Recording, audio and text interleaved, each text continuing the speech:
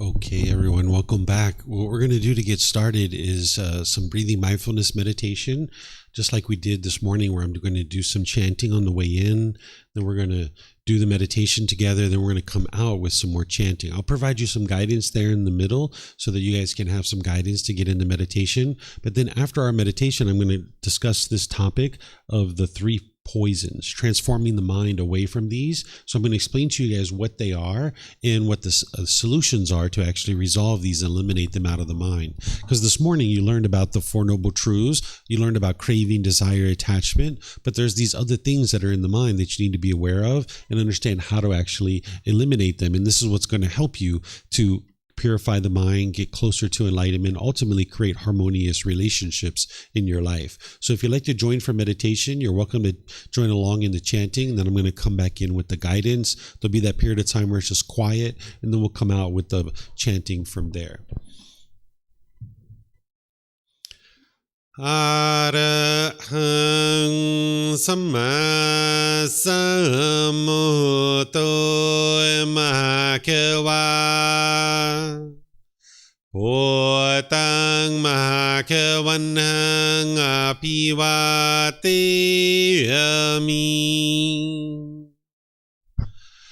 Savakato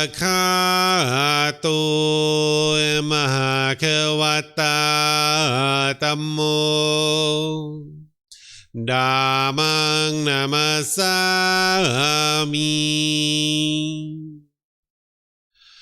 Supatipano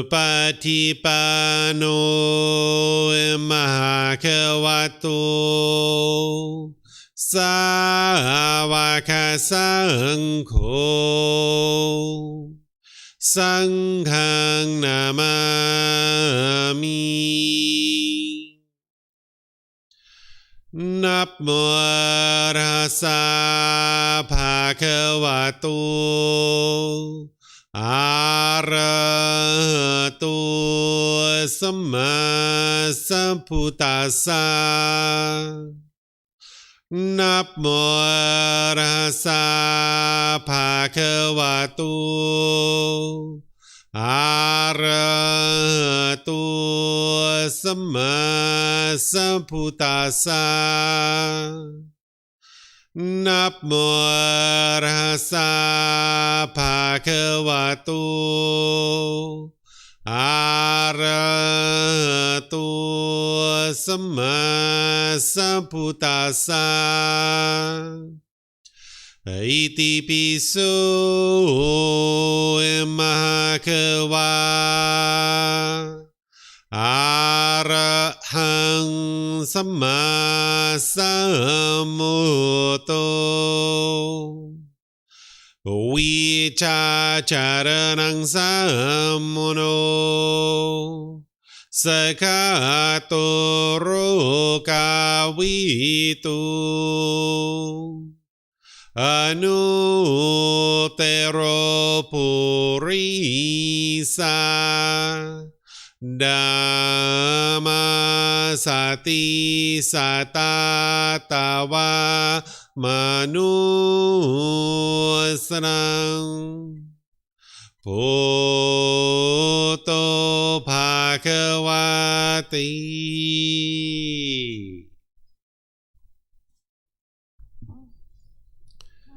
Okay, with the lower body and hands and arms comfortable,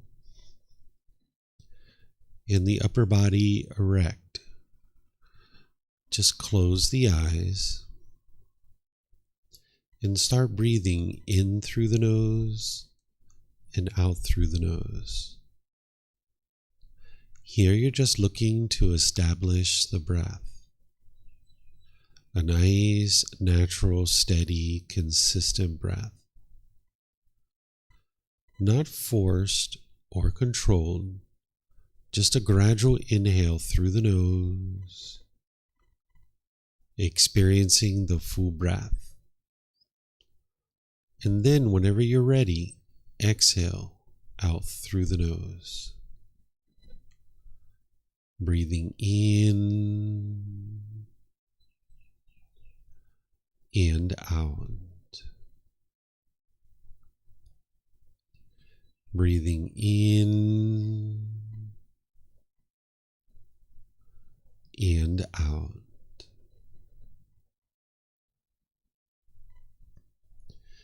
Your breath may not match up with the guidance that I'm providing, and that's okay. This is your practice. I'm just here for guidance. You can use this voice as a reminder that whenever you get to the next inhale, breathe in naturally through the nose, developing a nice, natural, steady breath. And then whenever you're ready, exhale out through the nose, experiencing the full breath. Breathing in and out. Breathing in and out.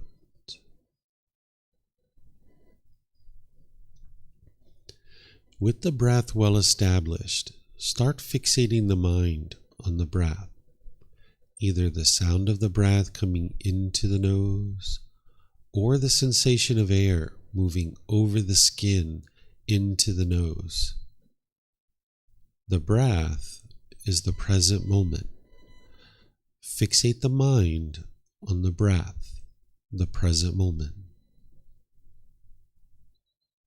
Breathing in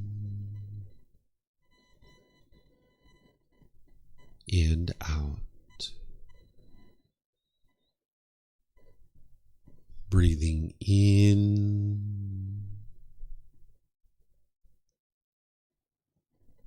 and out.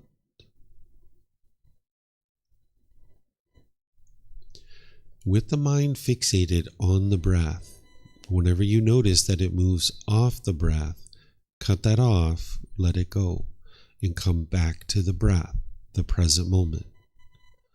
No need to observe the thought, label it, judge it, analyze it, or even try to figure out where it's coming from. Whenever you notice that the mind is moved off the breath, cut that off, let it go, and come back to the breath, the present moment. Breathing in and out.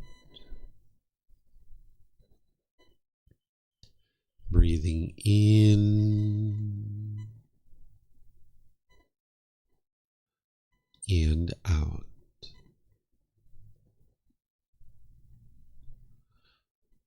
I'm going to be quiet now and let you do this work of focusing on the breath, cutting off and letting go anytime the mind moves off the breath. You have nowhere to go. There's nothing to do.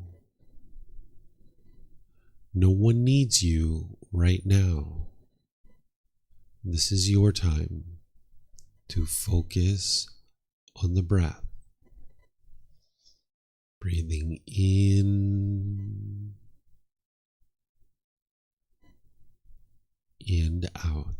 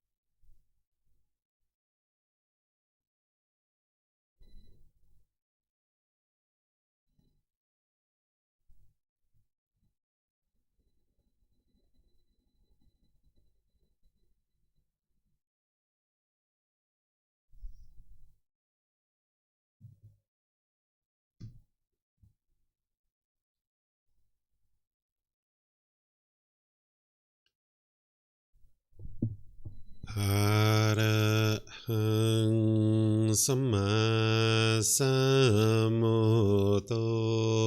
Mahakawa Potang Mahakawanhang Apivateyami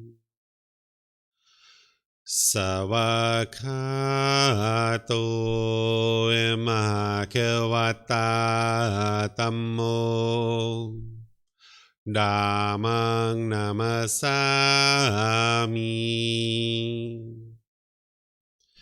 Supatipano Mahakavato Savaka Sangho Sanghang Namami Namo Rasa Bhagavato Arahato Samma Sambuddhassa Namo Rasa Bhagavato Arahato Samma Sambuddhassa Namo Rasa Bhagavato Arahato Samma Sambuddhassa Iti piso Mahakava Arahang Samma Sambuddho Vichacharanang Sammuno Sakato Rokavitu Anutero Purisa Dhamma Sati Satatava Manusarang Poto Bhagavati.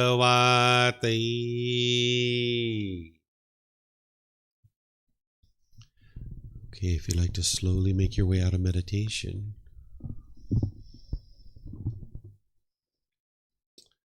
Okay, so what I'm going to be doing each meditation session throughout the course is gradually building you guys up to longer and longer meditations, where ultimately by the time we get to Friday, you'll be meditating for at least 30 minutes, because that's kind of the goal, to be able to build up to that type of meditation. So slowly but surely, we're going to be building up to that. Tomorrow morning, I'm going to be teaching you loving kindness meditation.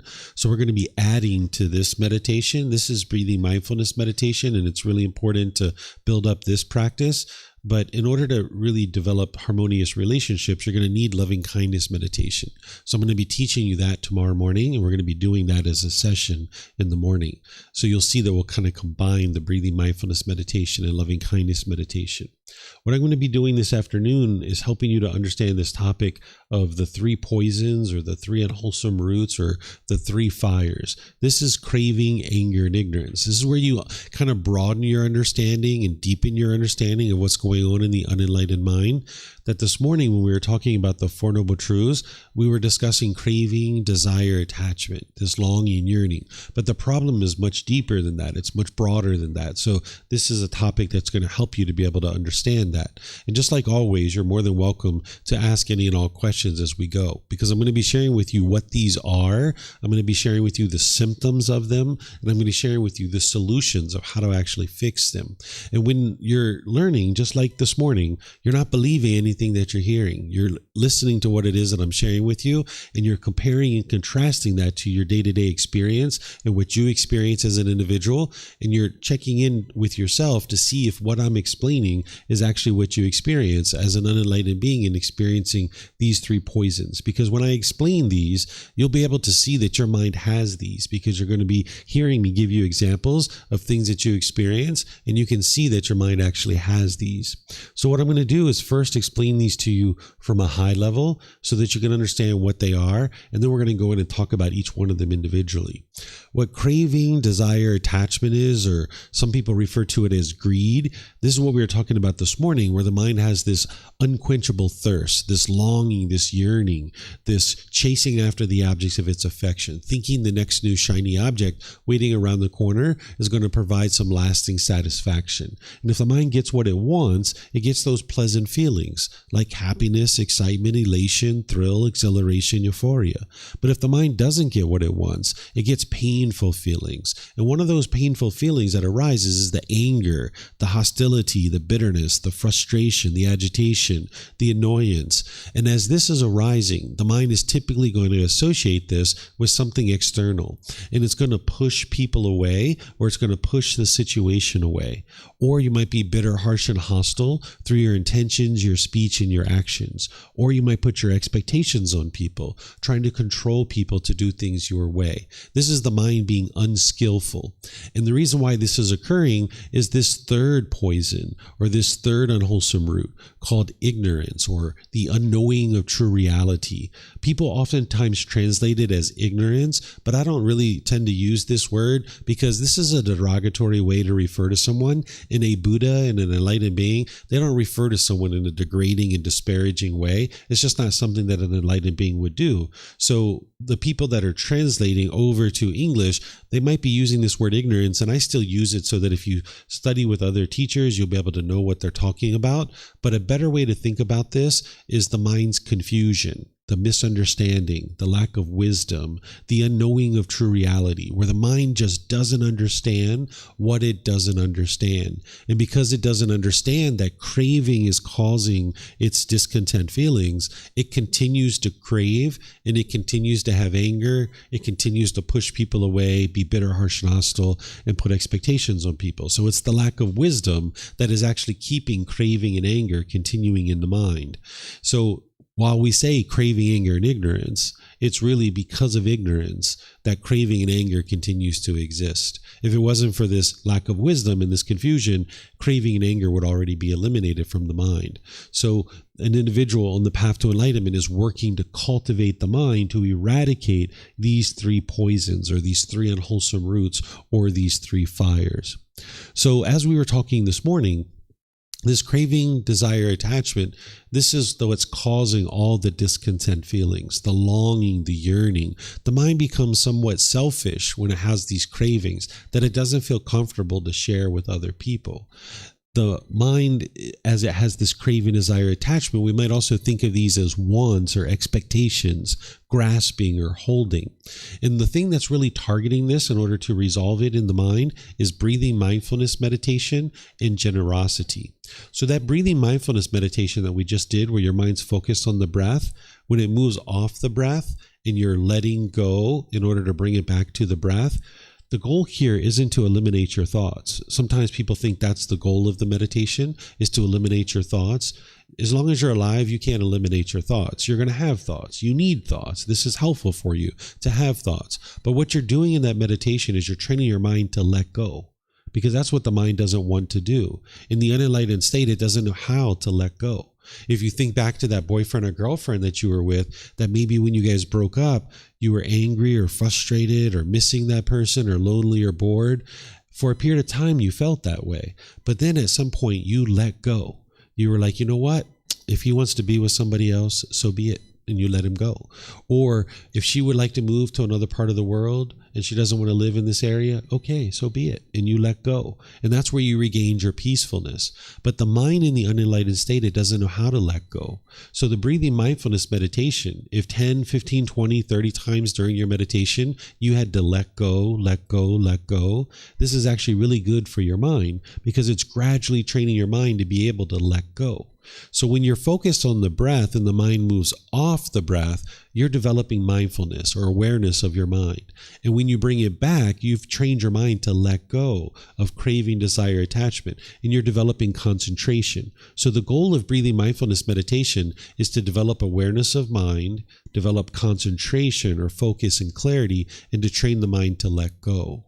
Right? So this meditation is refining your mind. It's like taking your mind to the gym and building certain qualities so that now when you're out and about in your day-to-day life, you notice the anger starting to arise, and then you can cut it off and let it go.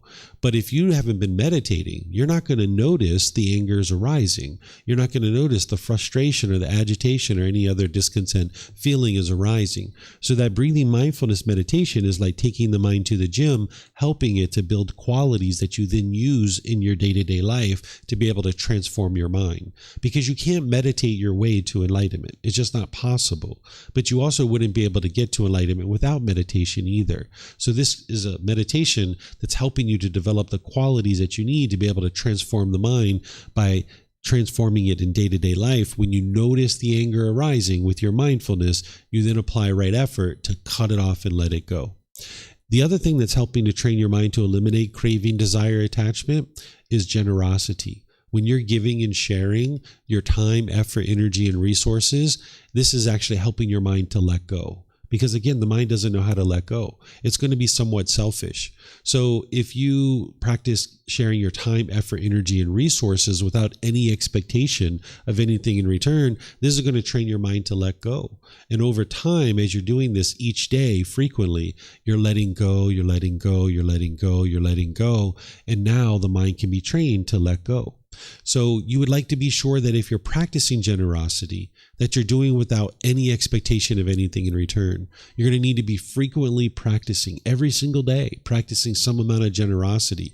And when we're talking about generosity, it's not just money, right? Because you're not interested in craving to practice generosity. It's your time, your effort, your energy, and your resources. If you were craving to practice generosity, you would exhaust your resources and you wouldn't have what you need to be able to take care of yourself. But if you weren't ever practicing generosity, you'd be quite selfish as well. So you're going to need to learn how to share your time, effort, energy, and resources, and doing this without any expectation of anything in return. And there's many different examples that you could potentially use in order to practice generosity. But as I mentioned, it's without any expectation, because if you're standing there holding the door, helping somebody to go into a store, and they don't say thank you, you'll be frustrated. Because your mind is expecting a thank you. The mind is craving that. It thinks that everybody who walks through this door should say thank you. And if they don't say thank you, then you're going to be frustrated or irritated or annoyed. And not everyone's going to say thank you because of the universal truth of impermanence. You might say thank you when someone holds a door and you walk through it, but not everybody's going to do that. Right? So you need to be able to practice generosity where you just understand that you're enhancing the quality of your mind, and your goal isn't because you want something from somebody else. So generosity can be practiced frequently throughout your day, making it really easy for you to be able to integrate this into your day-to-day life. With both of these practices, whether it's meditation or generosity, your frequency is more important than the amount or the duration.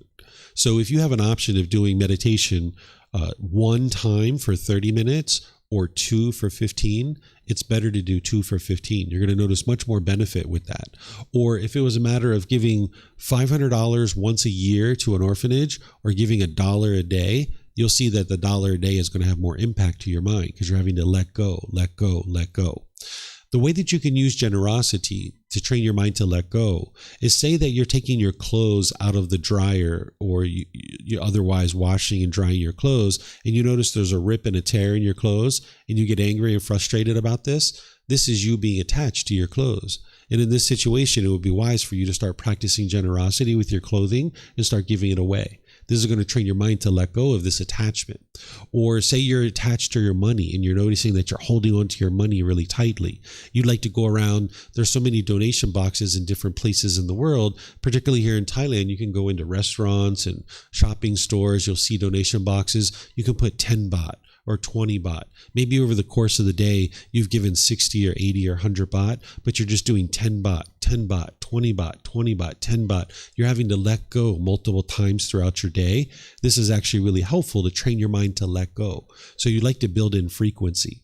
If you're noticing that you have jewelry that you're holding on to really tightly, and when you misplace it, you're like, oh my goodness, where's my jewelry? Where's my jewelry? In that situation, your mind's attached to the jewelry. It would be wise for you to start sharing it with other people. You may not give it away because maybe it's very expensive and you can't afford to give it away, but you can maybe let other people wear it, like your friends or your family or something like this. And this is a way for you to practice generosity and train your mind to let go of this item that your mind's holding on to.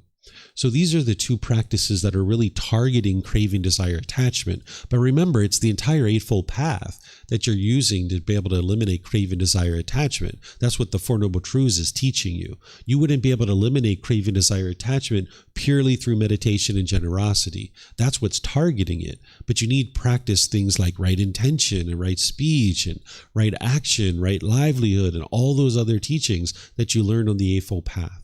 So do you guys have any questions on this one? Craving, desire, attachment? Let me see if anybody has anything online. Hello to everyone online. If you guys have questions, you can put that into Facebook, YouTube, or Zoom, or you can raise your hand in Zoom and ask any questions that you like. So it looks like Hugo, you have a question? Yes, look, I got this friend that he's a drama queen. And he rings me up and talks and talks and talks, and even when he doesn't have a reason to be a drama queen, then is that generosity? Listening to him? No, not necessarily, because you haven't necessarily given him anything.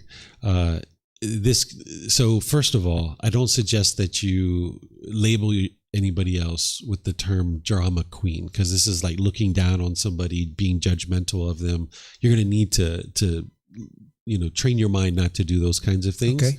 Where maybe you might say, I have this friend who likes to talk a lot, and they tend to have a chaotic life.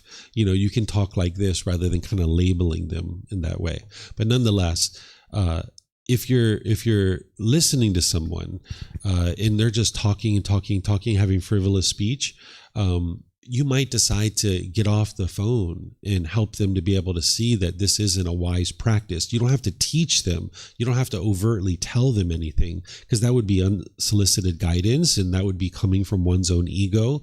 But instead, you might say, hey, I know you have a lot to talk about and you tend to talk a lot, and today I'm just not able to listen. Maybe we'll talk another time. Have a good day. I need to get off the phone. This is a way for them to be able to see, like, oh, people aren't just going to listen to me and let me blob and blob and blob and blob, because oftentimes that allows the mind to continue to crave. So one of the best things you can do is try to help other people to eliminate their cravings, desires, attachments. It's the most loving and kind thing you could do. But you need to have a deep wisdom about the path to enlightenment to be able to help somebody to be able to eliminate their cravings, desires, attachments. The goal of this path is for you to eliminate your cravings, desires, attachments. But there's things that you can do when you have a friend like this or a family member around you that does have a lot of craving. There's things that you can skillfully do to help them to eliminate their craving. And there's some things you could do with this individual that could maybe potentially help them to eliminate their craving. But you need to be well practiced yourself, because this person could get discontent when you start doing these things. And if you're attached to them, it could produce discontentedness in your mind. So just listening to somebody talk, I wouldn't consider that generosity. There's other things that you could do where, like, you could hold the door for people. You could, like, say you're walking down the street and someone drops their wallet. You can say, oh, ma'am, sir, you dropped this. Or you can donate your time and effort to help around a temple or at an orphanage or a homeless shelter or things like this. You can donate books and things like this. There's all different kinds of ways that you can share of your time, effort, energy, and resources that are going to be beneficial to other people. And in this case, it's not actually benefiting this gentleman necessarily to just sit there and listen to him, day upon day upon day upon day, because it's just allowing his craving to continue to persist. Okay. Thank you. Yeah, you're welcome. Okay, looks like we have a question here on Facebook. It's from Sarah. She says, "Hello, Teacher David. How about craving or attachment to a good night's sleep when we have insomnia? Lack of sleep leads to dizziness, which then impacts our work life. What should we do?"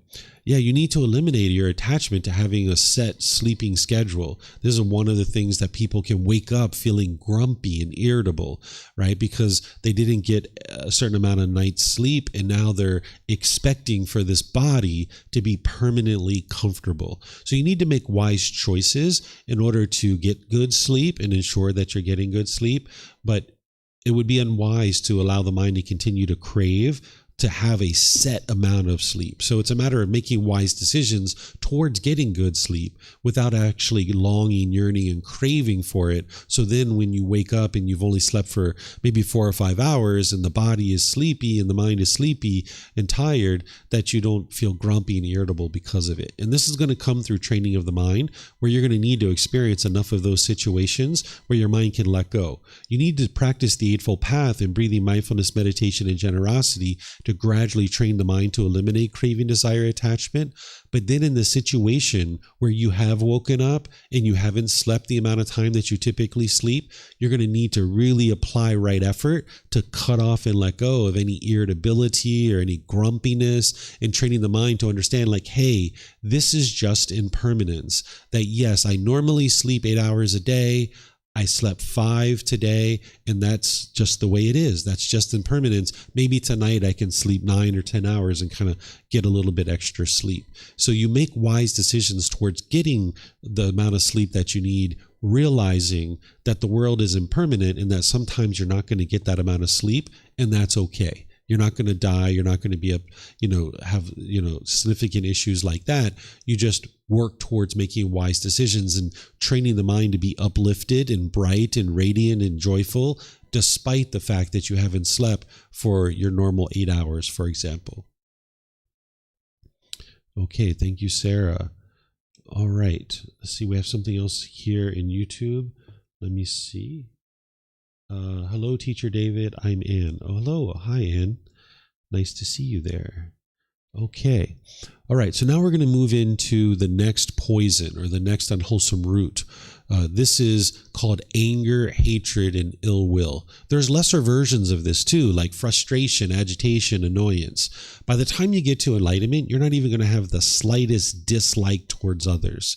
When the anger is arising, this is coming from the craving, desire, attachment in the mind.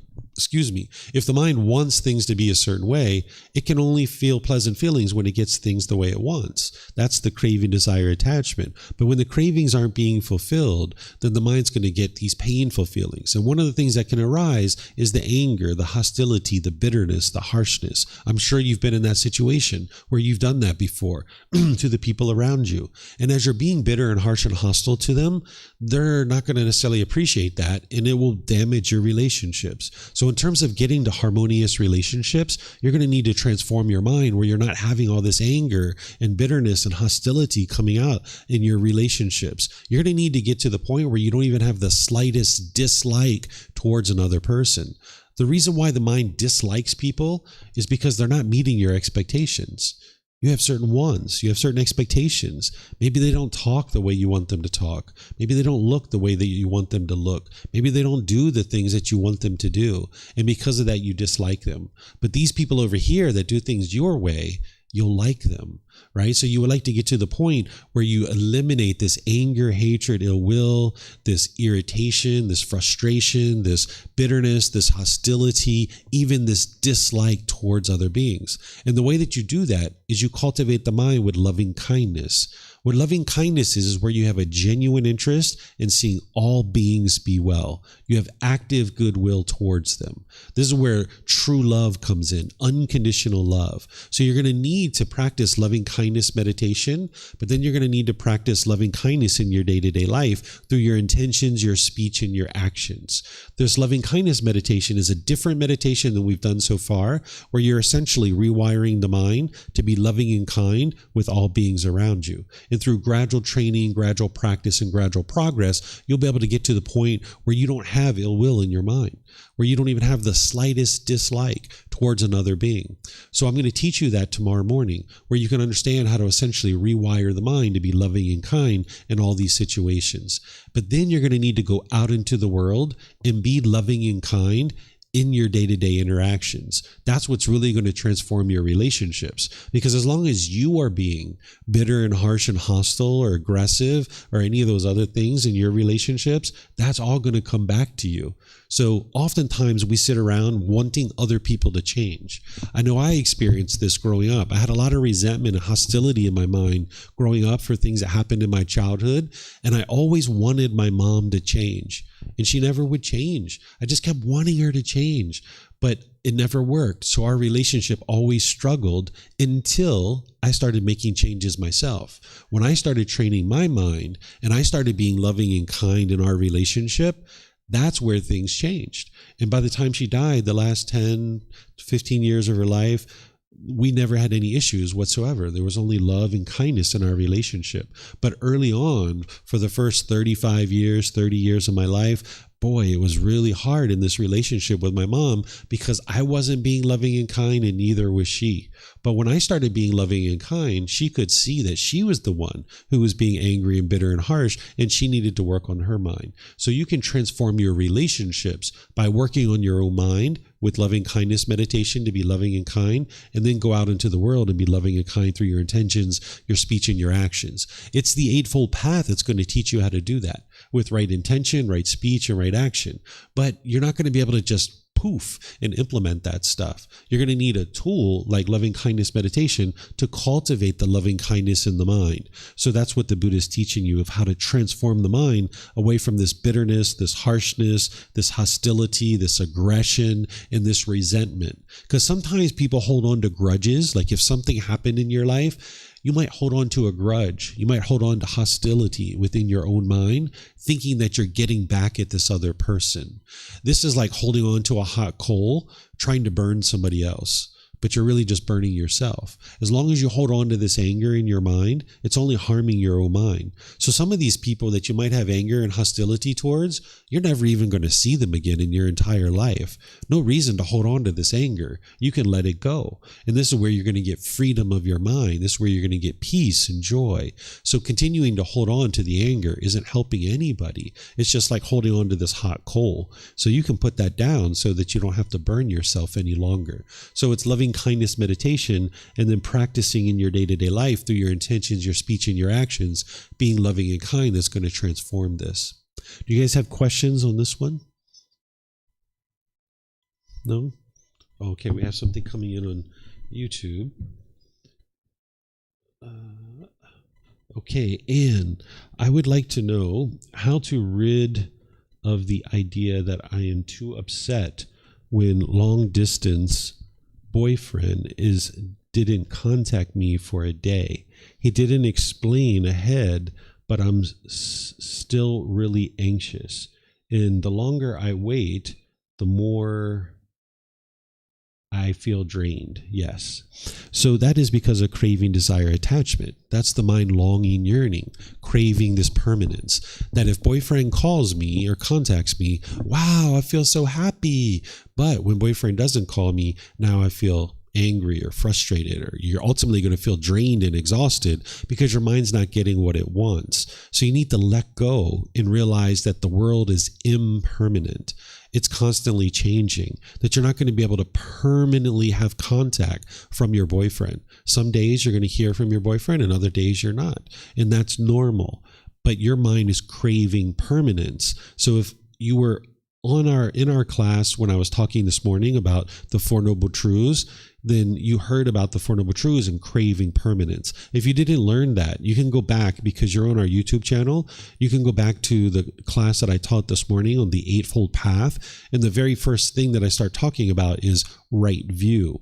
You're going to need to learn about the Four Noble Truths and how the mind craves permanence, but yet the world around you is constantly changing. It is impermanent. Because as long as your mind craves permanence, contact from your boyfriend, when he calls you and contacts you, you'll be happy. And when he doesn't, you're going to be frustrated and angry. So you're going to need to train your mind in the entire Eightfold Path and train your mind to not have that longing, yearning, that permanence for boyfriend to contact you. So you can go back to that video, because I taught a class this morning and it's on our YouTube channel. It's called the Eightfold Path. Okay, and that's what's going to help you to eliminate your craving for boyfriend to contact you. Okay, now the thing that's keeping all of this in place is the ignorance or the unknowing of true reality. This is the lack of wisdom. If it wasn't for this, the mind wouldn't keep craving. The mind wouldn't keep having anger. But because the mind lacks wisdom and it just is confused and having misunderstanding, it will firmly believe that the problem is external. Like, Anne, if I can use your example, you might think that the boyfriend is the problem, right? Like, he didn't tell me that he's not going to call me. Like, maybe the boyfriend is making me angry or feeling anxious or frustrated. But it's not. It's not the boyfriend that's causing it. It's the craving, desire, attachment in the mind. That's the lack of wisdom. That's the unknowing of true reality. That's what the mind just doesn't understand. That if you look back over the course of your life, every single time that you've been angry and frustrated, it wasn't the other person. It was your own mind. It doesn't mean they weren't doing something unwise. It just means that your mind was craving permanence, right? Like, if somebody came up and punched me in the face, at this point in my life, I wouldn't get angry. I wouldn't get frustrated. It's not possible. But maybe in my earlier days, if someone punched me, I would be angry or frustrated. Now, they just did something that was unwise, which was hit me. But this is my body, this is my mind thinking that this is mine, and now you just injured this body, and my mind's craving this permanent comfort. So even if someone punches you in the face, if you get angry or frustrated, it's your mind causing that itself, because it's craving permanent comfort. But we make wise decisions not to be around people who are going to potentially punch us in the face. That's our wise decision making, that we don't go to those kinds of places and we don't associate with those kinds of people. But anytime your mind has been angry or frustrated or irritated or annoyed, you can look back over your life and your mind was craving something. You were longing, yearning for something. You were craving permanence. But your mind just didn't realize that that's what it was doing. That's the unknowing of true reality. That's the lack of wisdom. That's the confusion. That the mind just doesn't understand what it doesn't understand. It doesn't understand these natural laws. It doesn't understand the three universal truths, the Four Noble Truths, the Eightfold Path, the five precepts, the Brahma Viharas, the natural law of Gamma, the seven factors of enlightenment, the extensive meditation training. It doesn't understand how to eliminate the 10 fetters. There's so many things that the mind doesn't understand. And that's why somebody is learning in a class like this and coming to the temple, that you're not believing the teachings. You're learning them intellectually, and then you're independently verifying them through your reflection, and then you're practicing them, integrating them into your life. If you just understand the teachings intellectually, that's not the elimination of ignorance. The way that ignorance gets eliminated is through your practice of the teachings. So, for example, when we were growing up, we were probably taught that it's unwise to use drugs and alcohol. We might have understood that intellectually, but then we actually maybe still did it. That's because of our ignorance, of our unknowing of true reality. So it's not just the intellectual learning that's going to produce the wisdom to eradicate ignorance. It's actually the practice of these teachings. By integrating them into your day-to-day life, that's the real practice that's going to completely transform the mind. Because if the mind's ignorant, it will still do something, even though it knows that it's unwise to do that particular thing. So the way that you eliminate this ignorance is through the cultivation of wisdom.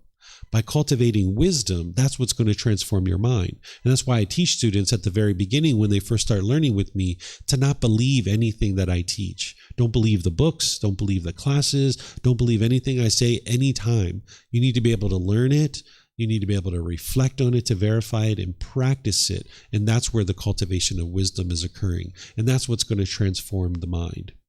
So do you guys have any questions on this one? Looks like you have a question. For those of you guys online, remember you can ask questions through Facebook, YouTube, or Zoom. You're welcome, Am. Pleased to help you.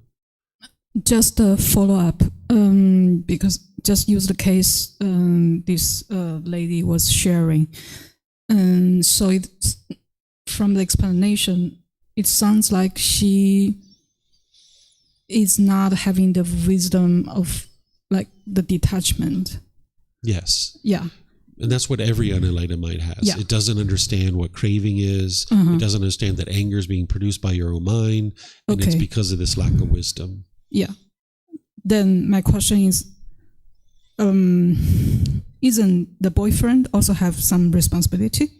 Okay, one day that he didn't contact her, it's fine. 2 days is fine. 3 days is fine. Let's say if the boyfriend did not contact her for 1 week, then we should still put the blame on her to say that you are craving for this attachment.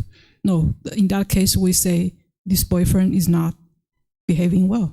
No, this path isn't about blame. We're not blaming Anne. Nobody's blaming Anne. Nobody's blaming the boyfriend. We're just looking at what is causing this mind to be discontent. What's happening is this mind is craving permanence, and this boyfriend contacting you is not permanent. What you were just trying to set up is you're trying to set up an expectation. I expect you to call me at least once a week. Right? It went from once a day to once a week. And now if you don't meet my expectation, now I'm going to be frustrated and you're at fault. No, that anger, that frustration that an individual is experiencing is because of their craving, desire, attachment, their wants, their expectations. So as long as you expect this person to contact you in a certain frequency, because of the impermanent nature of the world, they won't ever be able to meet that permanently. It's just not possible. You can't do things permanently. So to put the expectation on someone else that they would do things in a permanent way, this is with the lack of wisdom of the universal truth of impermanence. So you need to be able to step back and just understand, okay, if this person would like to contact you, they will contact you. And if they don't, they don't. And that's okay. No need to have an expectation of what this person should or shouldn't do, because now you're putting your rules and expectations on this person, trying to control them to do things your way. And this isn't going to lead to harmony in your relationships. It's just going to lead to discontentedness within your own mind. You understand? I know this is all new for you. It's different than the way your mind currently thinks. Think about it. Whenever you put expectations on someone, they're not going to be able to meet that permanently because of the universal truth of impermanence. And now when they don't meet your expectations, you're going to be angry and frustrated and irritated. And it's your own mind that's causing that. It's not the other person. A relationship, and each party has a responsibility for this relationship. Nope. The only thing you're required to do in life is to die. That's it. That's the only thing. You can't stop that from occurring. You will die at some point. But everything else in life is optional. It's optional. You can choose for yourself what you could or can't do. Let's just say, for example, I had a bunch of rules. Let's just say I had a rule that everyone who walked through that door, they have to sit on the floor. They have to sit in cross-leg position. They have to sit with their back straight. They have to face the front of the room. They can't use their phones. They have to have a notebook and a pencil in their hand at all times. And whenever they're, going to do something, they have to ask for permission to go to the bathroom. If I started having all these expectations and rules, you guys would be like, whoa, I'm not interested in learning at this place. This feels uncomfortable. Ugh, like this guy is trying to control me and force me to do things his way. Right? You're not going to enjoy that. So if you have a relationship with a boyfriend or girlfriend or boss or coworker, and you start putting your expectations on people because that's what you want, this is the mind's selfishness. This is you trying to control other people in order to get what you want. But this other person, they don't want to sit on the floor. They're not interested in sitting cross-legged. They're not interested in holding a notepad and a pencil in their hand, and maybe they would like to take notes on their phone. So if I impose all these expectations on people, now people feel uncomfortable because they can't just do what they feel to be comfortable. So in a relationship, you would like people to feel comfortable that they can do whatever they would like to do, and then you make choices about who you choose to involve in your life. If you have a boyfriend who only calls you once a month, and it's like, whoa, this is like not enough contact for me to have a boyfriend, I would like to have more contact, then you end that relationship and you move on and you find a different boyfriend. Right? Imposing your will and your expectations on this person, it's only going to make it feel uncomfortable. And now you guys aren't going to be able to get along because this person isn't interested in contacting you more than once a month. And they feel forced to do this in order to meet your expectations. And now you're uncomfortable because they're not contacting you in the type of schedule that you would like. They're uncomfortable because they're feeling like they have to do it based on your expectations. And now the relationship isn't going to be harmonious. But then what if there is that you are in the workplace that you have a very controlling boss? I would find a new boss. That's what I would do. I worked at different times. I was an employee. I had wonderful bosses. I had some team leaders who were a little bit controlling, but I had wonderful managers and directors and VPs and stuff like this. If I was ever in a situation, actually I was in a situation one time where this one director was trying to control me. I was like a first line manager and he was trying to control me and tell me what I should or shouldn't be doing in this one situation. I resigned. I left. I wasn't angry or frustrated with the person, but it was just that I wasn't interested in being controlled and they were being bitter and harsh and hostile. I left. I had my own business at that time. So I left the company and I had my own business already and I was completely fine. So you make choices. This is not your good luck and bad luck like we were talking about earlier. That's not what that says because there's no such thing.